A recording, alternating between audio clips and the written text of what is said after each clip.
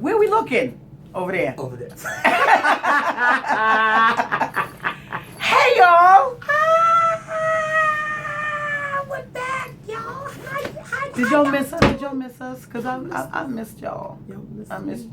We've had all kinds of trials and tribulations and suffering and pressed on every side. Honey, look, downtrodden, crushed. We've been sick. I was sick, burnt.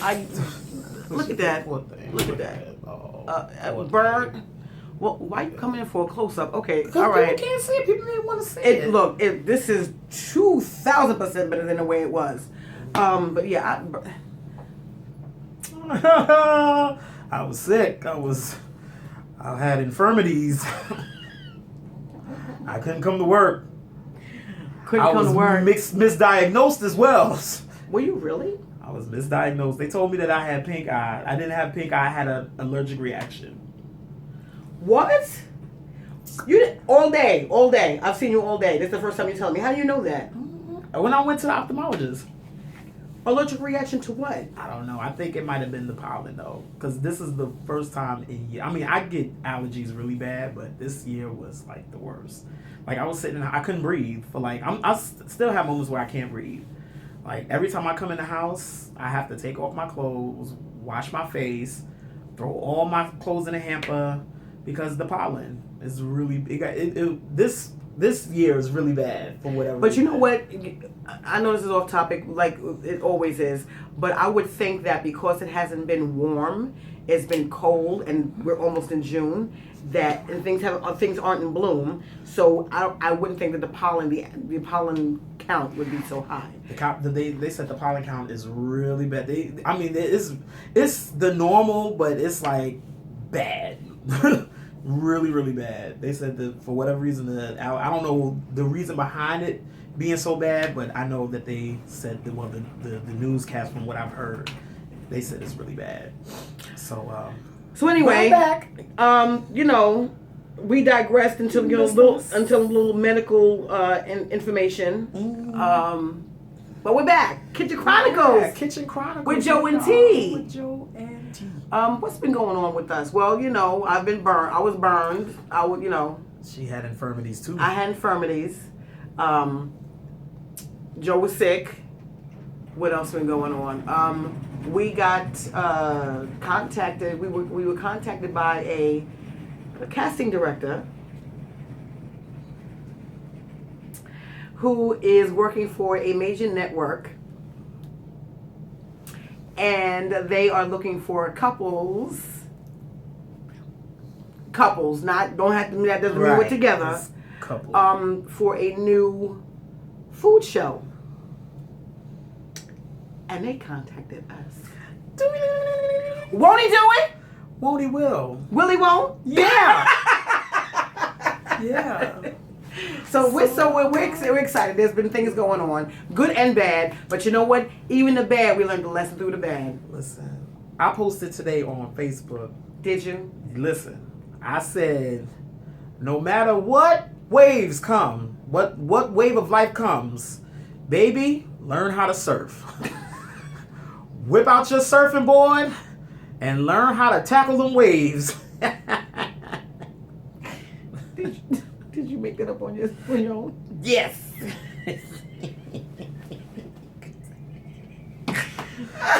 Honey, sometimes what are we talking about, Joe? Because we're random. You know what it is? We've missed y'all. We've missed recording.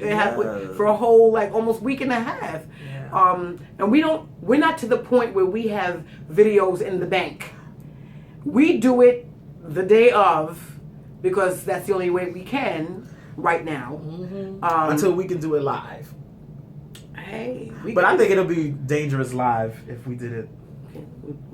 We need editing. Yeah.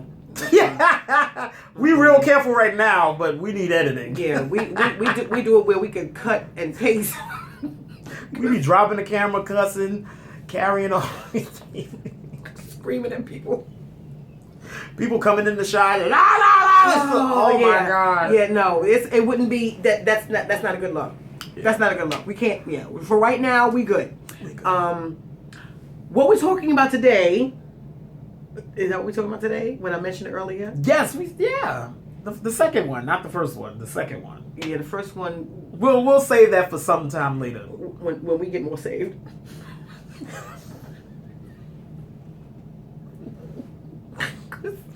Right now, honey, every day is a toss up. We running on fumes. Right? Running on autopilot. Honey, it's a toss up. We don't know. We don't know. What Bishop say? It's not a feeling. It's a knowing. Honey. Yeah. We don't know.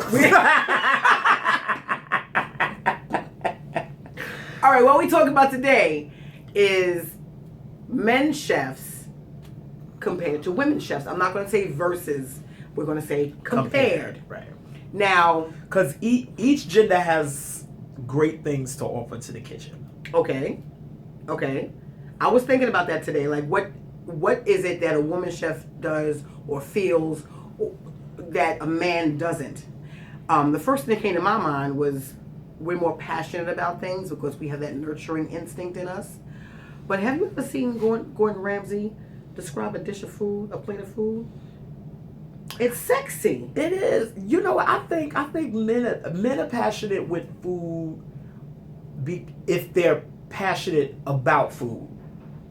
You understand what I'm saying? Like, yes. You know how like when you have a certain niche, right, and you just are passionate about that. Like if you are into fashion or whatever, if you have that certain passion in food, then I feel like men have that certain to make food.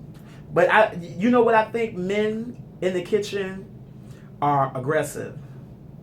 Very aggressive, very competitive. But women can be aggressive because they feel that they have a point to prove. True. Because it's still a male-dominated field. Yes. Like a lot of fields are still male-dominated. And I think women overcompensate sometimes to show that they're just as strong. They're just as, they can get burnt and cut and pick up 50-pound case of chicken, and they don't need no man to help them do it because I've done it. So, yeah. So, yeah. If they have a point, my back.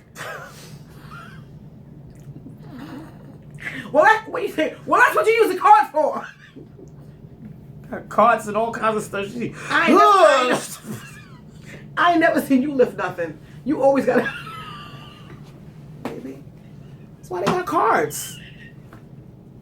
Listen, if you can't find a card, if you can't find a card and you want a time schedule, you ain't got time to be looking around for no card. Pick up the case and keep it moving. I do. I always find time for everything, even if I'm late. Anyway, getting back to what we were talking about. We've been told, I've been told, that there shouldn't be more than 3 women in the kitchen.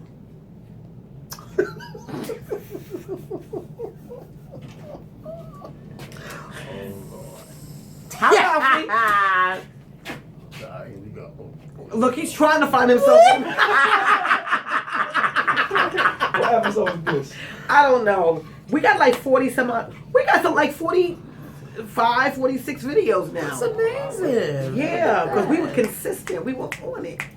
We still on it. Yeah, we are. Anyway, getting back to what I said. Mr. Raphael said that there shouldn't be more than 3 women working in the kitchen. Why did he say that? He said because when more than 3 women get together, ain't nothing but chit chat and BS. And men get it done. I sort of agreed. What? I don't think. No. The 3 thing, the 3 women thing is stupid. But I think when women do get together, especially when y'all find common things, y'all get to laughing and giggling and hey girl, because yeah, yeah girl, yeah. Like, all right, come on, let's get it together. But see, the funny thing is, even when us doing that, because we can multitask. Oh Lord, here we go. Because we can multitask, we can do that and still get our stuff done on time. I'm sorry, what? What? And still find time to help somebody else do their stuff. Not everybody.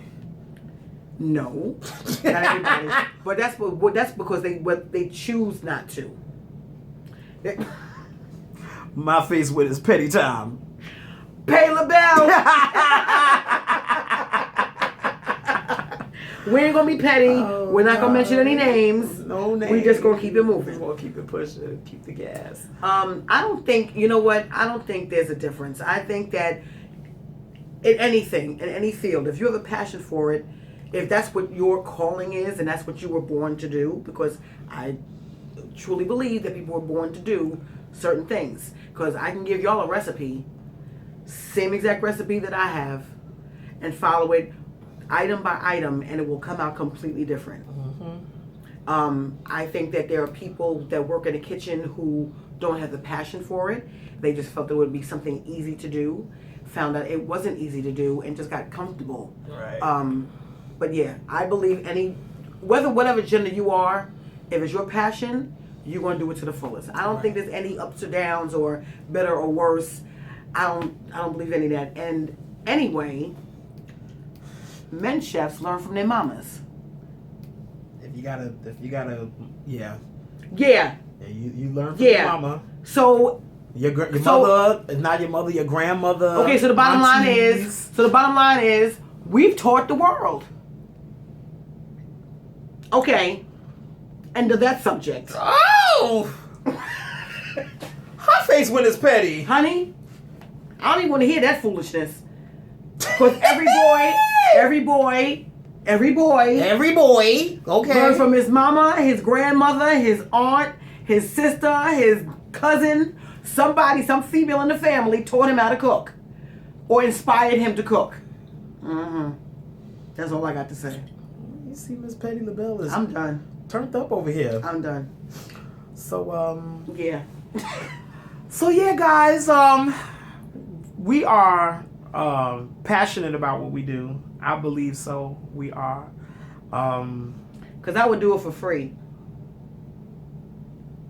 If I want to do it for free. Right. There's a difference. Don't ask me to do it for free. Right. If I feel in my heart that I want to cook for, there's people who, I'm looking the wrong way. There's people, y'all know who you are, who I just said, you know what, I had it in my heart to cook for you, and I cook for them. For no particular reason at all, other than I wanted to bless them. But don't come to me and say, girl, when you gonna make so and so? Because I'm not. I mean, even That's if you both do of say, my faces one with penny. and even if you do say that, just say, well, how much? But do we ever get asked that question? This is what we No, get. people just be like, oh, when you gonna cook for me? Oh yeah, so yeah, I heard that you make so and so. Well, I'm still waiting for. Well, I'm still waiting for some money, or some ingredients, or a please, Or something. I mean, something. And where do y'all go to the grocery store, and go food shopping, and then give them the money later on after you ate the food? Yeah, I wasn't too sure if I wanted it, so I just. Yeah, I wasn't too sure, but so where do they do that at? These are just some of the things that y'all need to work on. I mean, my thing is like, if you go to a restaurant and you order something that you don't like, you send it back. Right. And you have the right to do that because you're paying for it. Right. Absolutely. So, it's the same thing that goes with chefs who, cook for a living outside of a corporate kitchen, or they just have a catering business or whatever they do on the side, they're private chefs, whatever. Because, people are chefs in their own right. If you don't like something, say, listen, I paid for this, and like any service, if you pay for something you don't like, and not saying that we're the bomb, well, I'm not gonna speak for her, but I'm gonna say, if there's something that I made for someone, they don't like it, or for whatever but that reason, could be that everybody's taste is different, right? It could be We've anything. all been through that, right? So I wouldn't be offended if somebody was like, well, I kind of want my money back.